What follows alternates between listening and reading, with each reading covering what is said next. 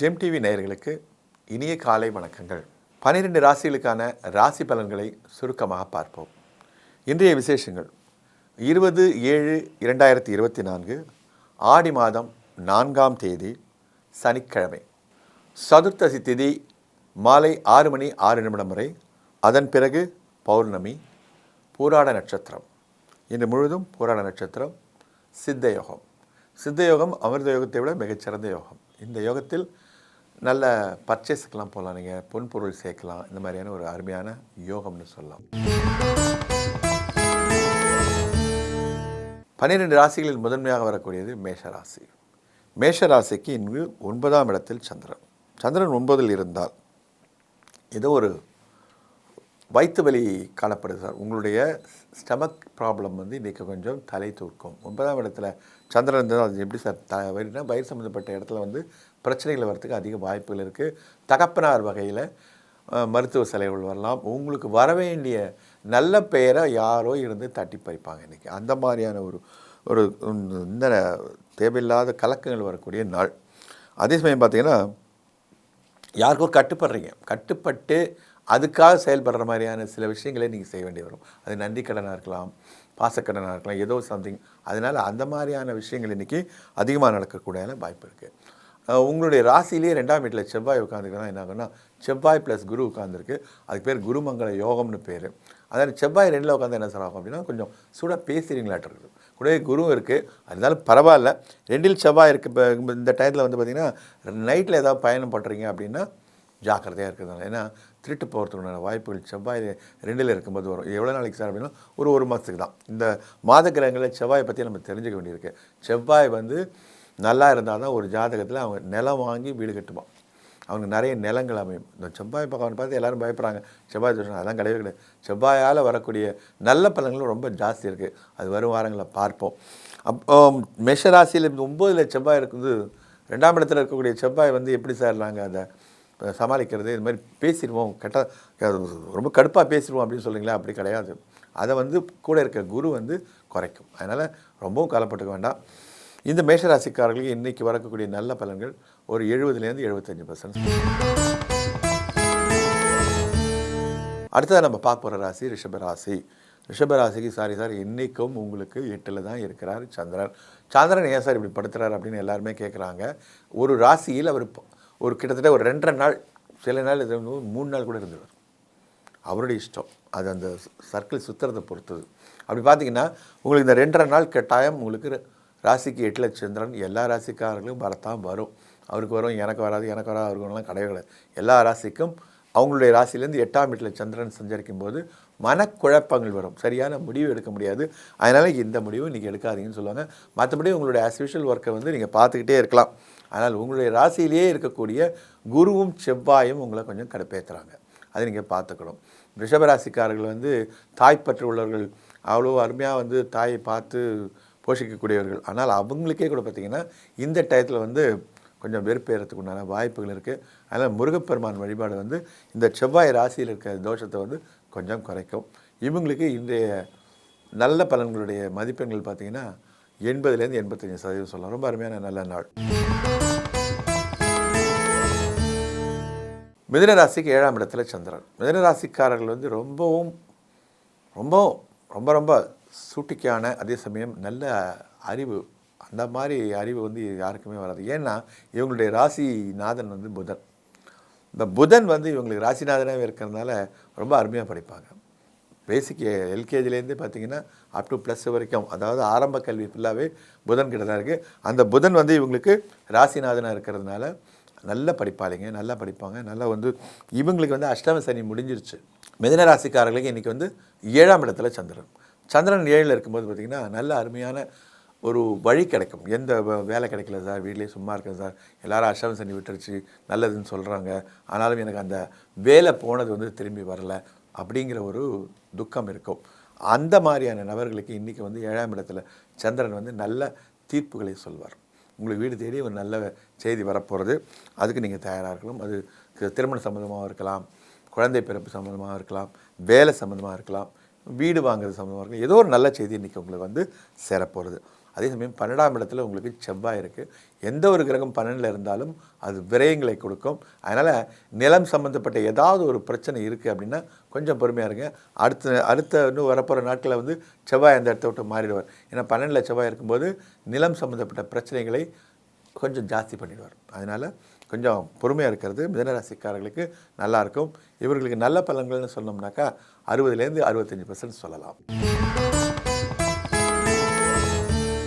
கடகராசிக்காரர்களுக்கு இன்றைக்கி 6ஆம் இடத்துல சந்திரன் ரொம்ப அருமையான 3, 6, 11 சந்திரனோ சூரியனோ இருக்கும்போது அவ்வளோ நல்லது பண்ணுவாங்க. 6ஆம் இடத்துல இருக்கக்கூடிய சந்திரனால் உங்களுக்கு கடன் தீரும், அதற்குண்டான வழிவகைகள் கிடைக்கும்.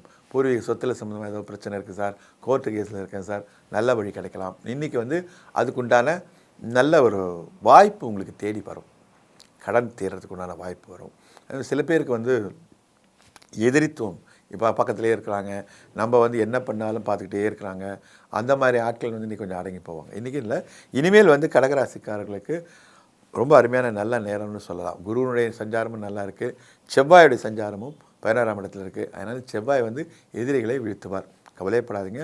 உங்களுடைய ராசிக்கு 70லேருந்து 75% இன்றைக்கி நல்ல பலன்கள் நடக்கக்கூடிய வாய்ப்பு. சிம்ம ராசிக்கு 5ஆம் இடத்துல சந்திரன். சார் இதே தானே சார் 2 நாளாக சொல்லிட்டு இருக்கீங்கன்னா, ஆமாம் சார், 2 நாளாக கிட்டத்தட்ட ஒரு ராசியிலேயே அவர் இருப்பார். அப்படி பார்த்தீங்கன்னா முன்ன பின்ன உங்களுக்கு ஒரே இடத்துல தான் இருக்க மாதிரி தெரியும். அதே 5ஆம் இடத்துல சந்திரன் இருக்கும்போது உங்களுக்கு வந்து வாயு பிரச்சனை, சஞ்சலம், மனசஞ்சலம், கேஸ்ட்ரிக் ப்ராப்ளம். அதாவது சாப்பாடு சொல்லும்போது வாய் கேட்டு சாப்பிடாதீங்க, வயிற்றை கேட்டு சாப்பிடுங்கன்னு சொல்லுவாங்க பெரியவங்க. அது மாதிரி வாய் ஓகே நல்லா இருக்குன்னு முழுங்கிவிட்டு அது சம்மந்தமாக இன்றைக்கி வயிறு சம்மந்த பிரச்சனைகள் இன்றைக்கி நிச்சயமாக தலை தூக்கிறதுக்கு உண்டான வாய்ப்புகள் இருக்குது. மனசஞ்சலம் உடம்பு கொஞ்சம் ரிப்பேர் அப்படின்னாலே மனசஞ்சலம் பின்னாலே வந்துடும். அதனால் உங்களுக்கு வந்து இதெல்லாம் அவாய்ட் பண்ணணும் அப்படின்னா நீங்கள் தான் உங்களுடைய மனசை கட்டுப்பாடாக வைக்கணும். அந்த மனசு கட்டுப்பாட்டுக்குள்ள ஆடு தான் வந்து சந்திர பகவான். அவர் 5ஆம் இடத்துல உட்காந்துருக்கார். இதெல்லாம் சாப்பிடுன்னு தூண்டக்கூடிய ஒரு நேரம் பார்த்துக்கோங்க. அடுத்து செவ்வாயோட பொசிஷன் பார்த்திங்கன்னா ரொம்ப நல்லாயிருக்கு. செவ்வாய் 10ல் இருக்குது சார், ரொம்ப நல்ல விஷயம். 10ஆம் இடத்துல செவ்வாய் இருந்துச்சுன்னா உங்களுக்கு புது நிலம், அதாவது வேறு வீடு, வேறு நிலம் புதுசாக வாங்கிறதுக்கு இது மாதிரியான வாய்ப்புகளை இவர் வந்து ஏற்படுத்தி தருவார். அதாவது உடம்பில் தேவையில்லாத இடத்துல கொஞ்சம் படைஸ்வரி சரங்கு இது மாதிரியான பிரச்சனைகள் வரலாம்னு சொல்லுவது. அதுவும் எல்லா அந்த ராசியில் இருக்கக்கூடிய எல்லா மக்களுக்கும் வரும்னு சொல்ல மாட்டோம். அந்த தசாபுக்தி அதுக்கு சம்மந்தமாக இருக்கவங்களுக்கு தான் அது வரும். இந்த ராசி பலன்லேயே பார்த்தீங்கன்னா ஒரு 20லேருந்து 30% தான் நீங்கள் நம்பணும். மீதியெல்லாம் உங்களுடைய சுயஜாதகத்தில் இருக்கக்கூடிய லக்னம் தசாபுக்தி இது சம்மந்தமாக நடக்கும். அதனால் பார்த்தீங்கன்னா மொத்தமே இவர் சொல்கிறது தான் நடக்குன்றதுலாம் கிடையாது. நான் இல்லை, எந்த சேனலில் எவ்வளோ பெரிய ஆள் சொன்னாலும் அவங்க சொல்கிறது 20லேருந்து 30% தான் இந்த தினப்பலன் அல்லது வாரப்பலன். இதெல்லாம் பேசிக்கலி உங்களுடைய ஜாதகம் நல்லா இருந்துச்சுன்னா எல்லாமே நல்லாயிருக்கும். உங்களுடைய ராசிக்கு இன்றைக்கி வந்து 70 to 75% நல்லவைகள் நிச்சயமாக நடக்கும். கன்னி ராசிக்கு 4ஆம் இடத்துல சந்திரன் 4ல் இருக்கும்போது கொஞ்சம் கோவமாக தான் இருப்பாங்க. அவங்க பார்த்திங்கன்னா இன்றைக்கி ரொம்பவும் என்ன சொல்லுவாங்க, மூட் அவுட்டாக தான் இருப்பாங்க. ஏன் அப்படின்னா அவங்களுக்கு உறவினர் வகையில் இவங்க ஏதோ கடன் ஏதாவது கொடுத்துருப்பாங்களாட்டு இருக்குது, அதை எதிர்பார்ப்பாங்கன்னு நினைக்கிறேன். அப்படி எதிர்பார்த்து அவங்க தரமாட்டாங்க. அந்த மாதிரி பந்துக்களால் வந்து ஏமாற்றங்கள், அவங்களுக்கு வந்து மெடிக்கல் செலவுக்காக இவங்க கொடுக்க வேண்டிய நிலைமை, அந்த மாதிரியான ஒரு கிரிட்டிக்கலான நிலம் அந்த ஒரு நேரம் இப்போ வந்திருக்கு. அதனால் 4ஆம் இடத்துல சந்திரன் 5ஆம் இடத்துக்கு போகிற வரைக்கும் கொஞ்சம் அடக்கி தான் வாசிக்கணும். ஆனால் உங்களுக்கு 9ஆம் இடத்துல செவ்வாய் 9ல் இருக்கும்போது பார்த்திங்கன்னா வீடு கட்டுறதுக்கு நிலம் ஏதோ எதிர்பார்த்துட்ருக்கீங்க, அல்லது புதுசாக வேறு ஒரு வீடு வாங்கணும்னு நினைக்கிறீங்க, ஃப்ளாட் வாங்கலாம். அது மாதிரி எனக்கு 9ஆம் இடத்துல செவ்வாய் வரும்போது இதுக்குண்டான வாய்ப்புகளை அதிகமாக கொடுப்பார்.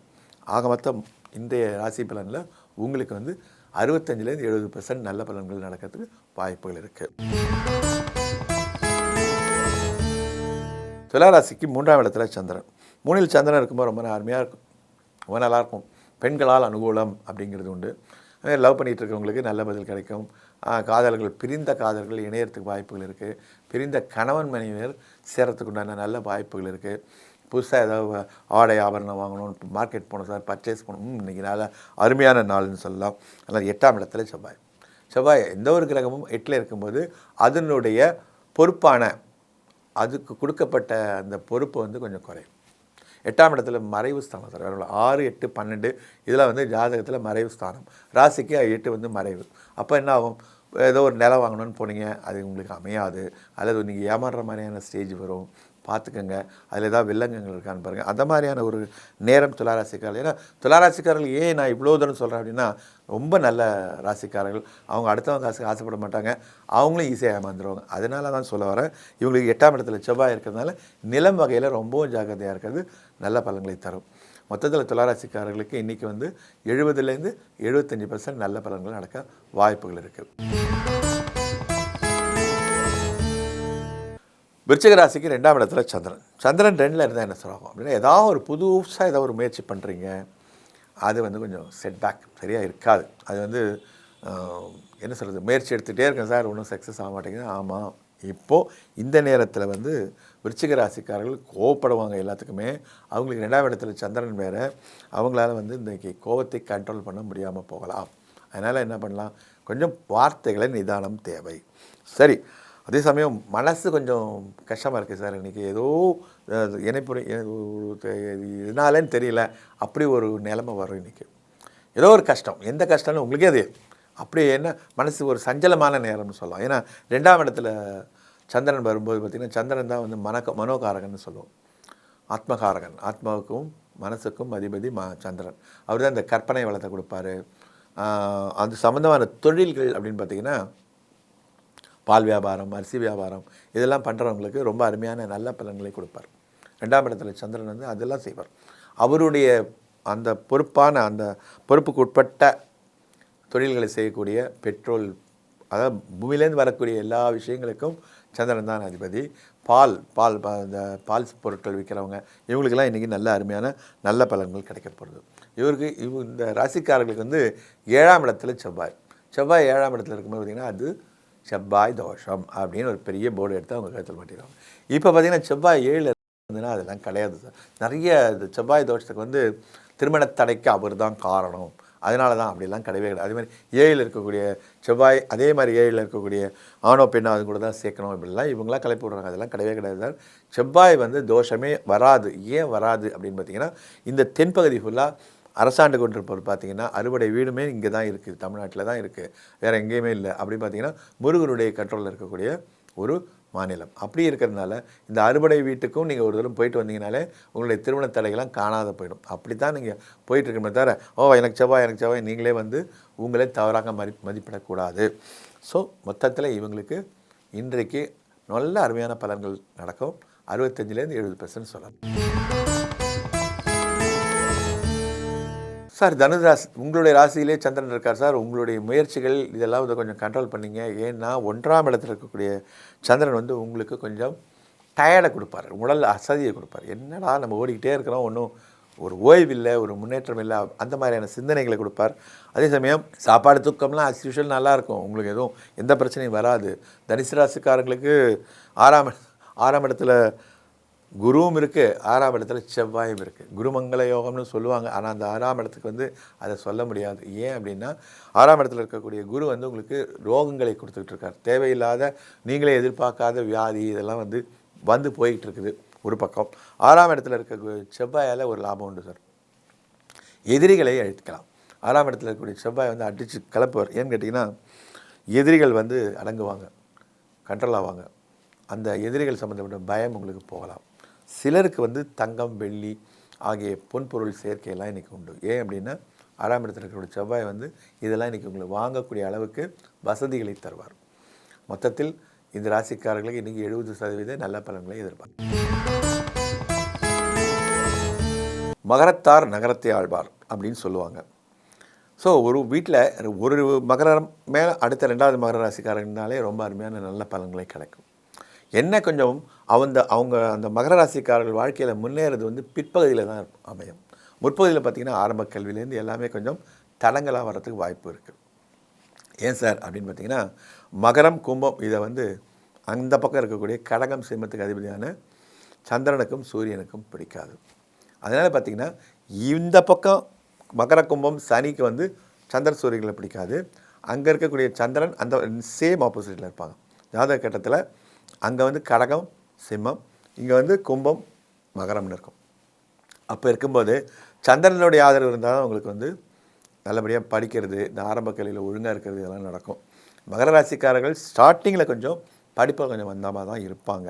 ஆனால் போக போக பார்த்திங்கன்னா அவங்களுடைய அந்த ஜாதகத்தினுடைய தசாபக்திகள்லாம் மாறும்போது ரொம்ப அருமையான நல்ல நிலைமைக்கு வருவாங்க.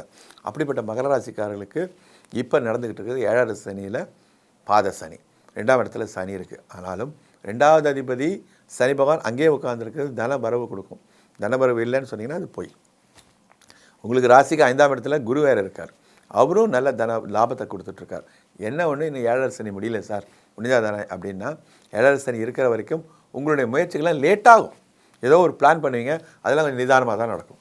அந்த ஸ்பீடுக்கு வந்து சனி பகவான் வரமாட்டார். ஏன்னா அவருடைய பேரே வந்து மந்தன்னு பேர். மெதுவாக தான் செய்வார், ஆனால் செஞ்சாலும் பலமாக செஞ்சு விட்டுருவார், நல்லதாக இருந்தாலும் கெட்டதாக இருந்தாலும்.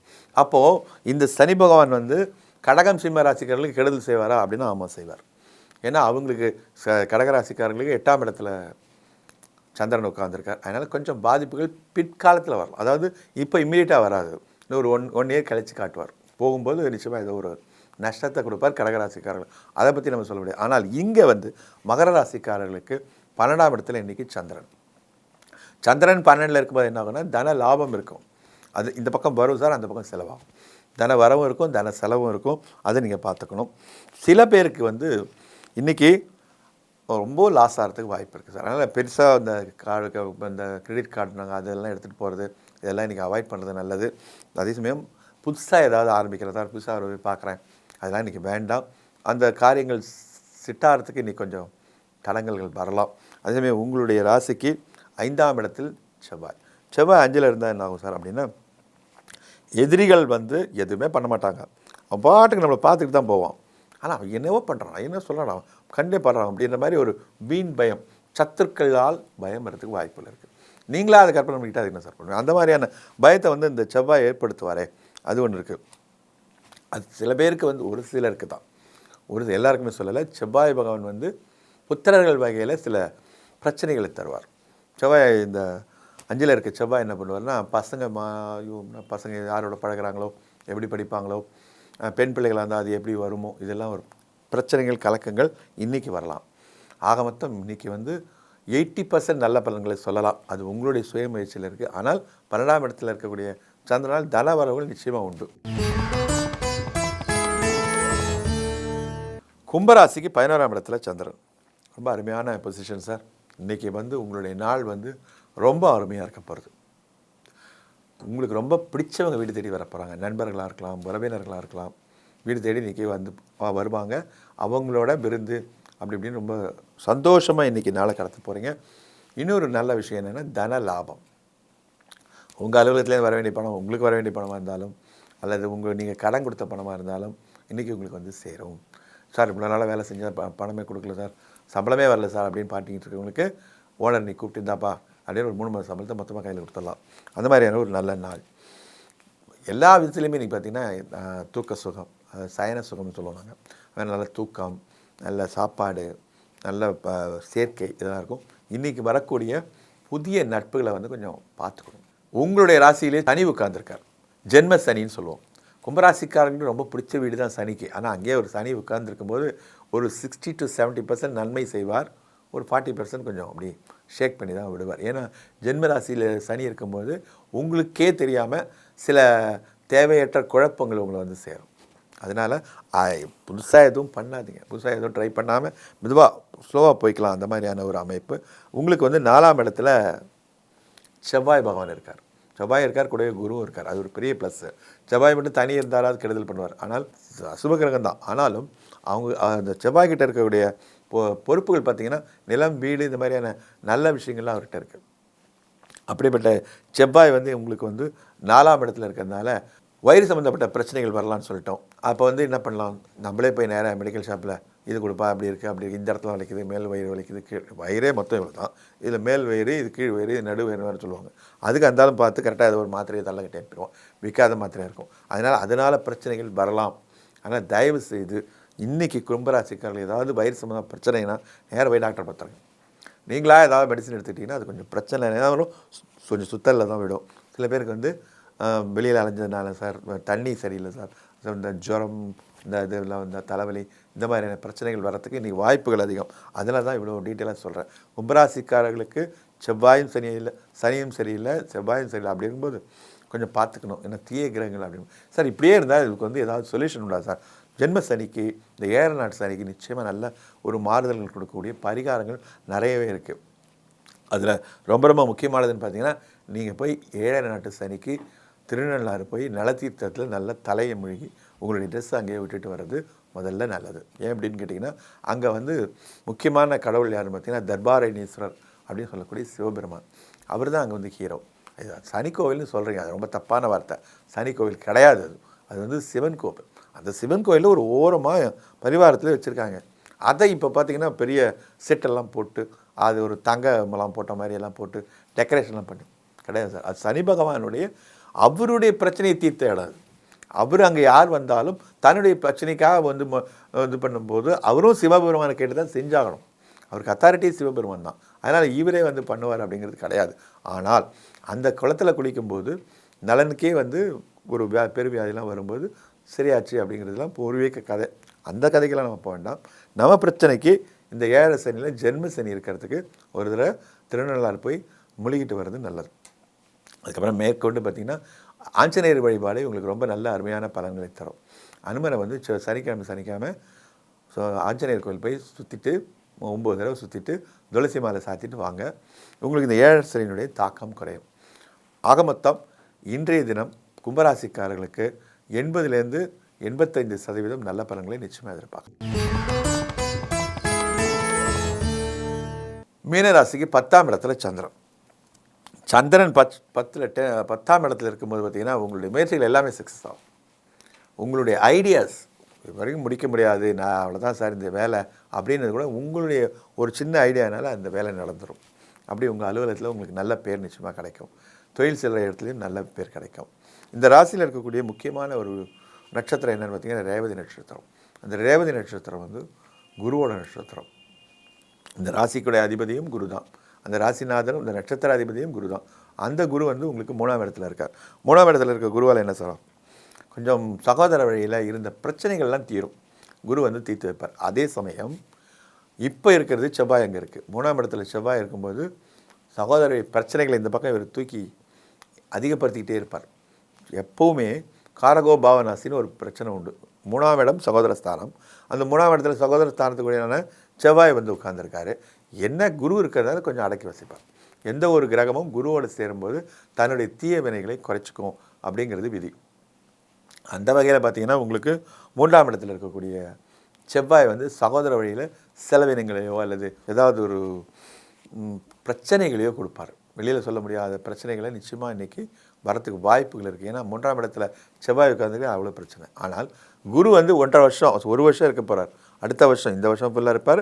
அடுத்த வருஷம் மே மாதம் வரைக்கும் இருக்க போகிறார். அதனால் உங்களுக்கு எந்த பயமும் கிடையாது. 3ஆம் இடத்துல வந்த செவ்வாய் வந்து இன்னும் 1 மாதத்தில் அங்கேருந்து வந்து 4ஆம் இடம் போயிடுவார். அதை பற்றி நமக்கு கவலை இல்லை. ஆனால் இந்த தினம் பார்த்திங்கன்னா 10ஆம் இடத்துல இருக்கக்கூடிய சந்திரனும் சரி, 3ஆம் இடத்துல இருந்து இருக்கக்கூடிய குரு, அதுக்கப்புறம் செவ்வாய், இவங்களும் சரி எந்த விதமான பாதிப்புகளும் உங்களுக்கு நிச்சயமாக ஏற்படுத்த மாட்டாங்க.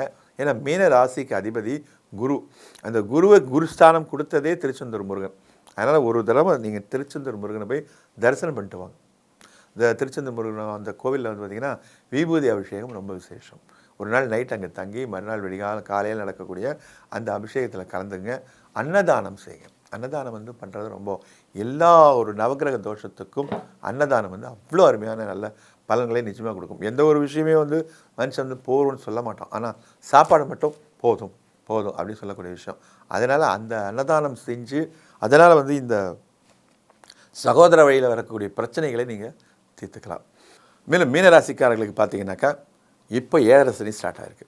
ஆரம்பம் வந்து இவங்களுடைய 12ஆம் இடத்துல விரயஸ்தானம்னு சொல்லுவோம். 12ஆம் இடம் வந்து விரயஸ்தானம். அந்த இடத்துல வந்து சனி பகவான் ரொம்ப பலமாக உட்காந்துருக்கார். சனி பகவானுக்கு வந்து குரு வந்து எதிரியும் இல்லை நட்பும் இல்லை, அப்படி ஒரு சமம்னு சொல்லுவோம். அது மாதிரி ரொம்பவும் நல்ல ஃபேவராக பண்ணுவார் சார் உங்களுக்குன்னு சொல்ல மாட்டேன். அதே சமயம் 7.5 சனியில் ஆரம்பிச்சிருக்கு. முதுகில் ஆரம்பிக்கும், அப்புறம் தலைக்கு வரும், இங்கேருந்து பாதத்துக்கு வரும். அதனால் 2.5 வருஷம் 7.5 சனினால 2.5 3 2.5. அதில் முதல் 2.5 இப்போ ஆரம்பிச்சிருக்கு.